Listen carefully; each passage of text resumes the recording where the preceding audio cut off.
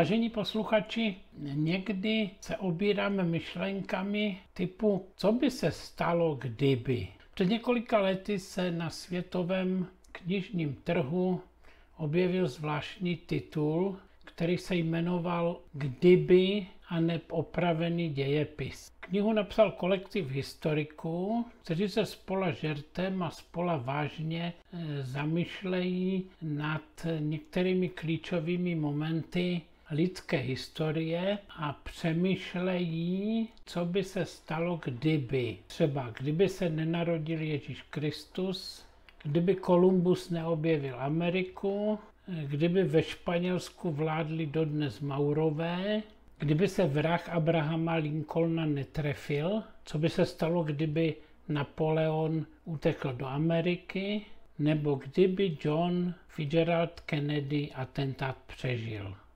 Autoři knihy v doslovu této publikace upozorňují, že jejich literární dílo je výsledkem fantazie.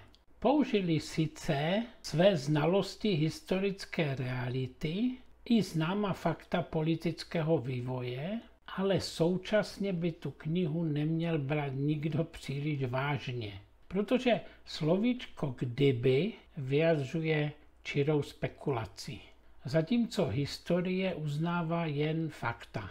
Tahle připomínka byla jistě velmi poctivá, ale zmíněné knížce vůbec neuškodila. Naopak kniha, která opravovala dějepis, se stala jedním z největších trháků své doby a pronikla brzy do celého světa. Proč? Možná právě proto, že člověk ve své podstatě velmi rád spekuluje, velmi rád domýšlí a v tom je možná cítit takovou tu touhu přece jenom vzít ty dějiny do svých vlastních rukou. No, poručit větru dešti se nám sice nepodařilo, ale z historií se za určitých podmínek docela dobře manipulovat dá. Dějiny přece jenom píšou lidé, tak co je taky vědomně řídit?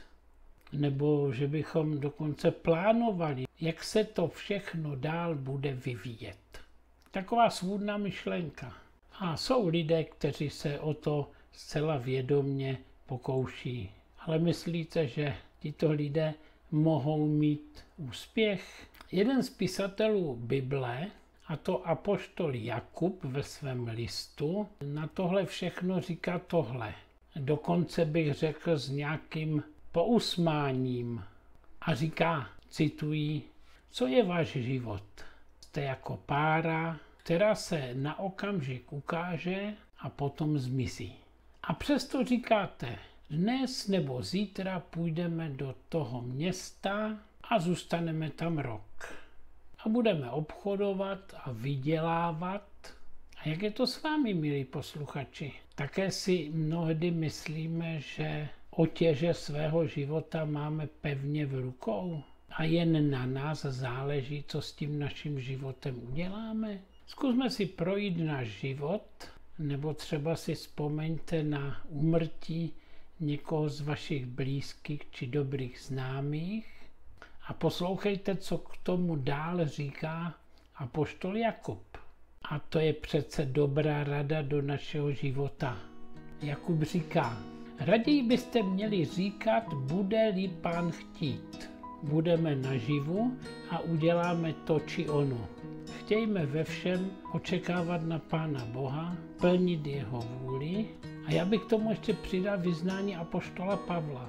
Tak budete svým životem dělat Pánu Bohu čest a stále se mu líbit a ve všem ponesete ovoce dobrých skutků.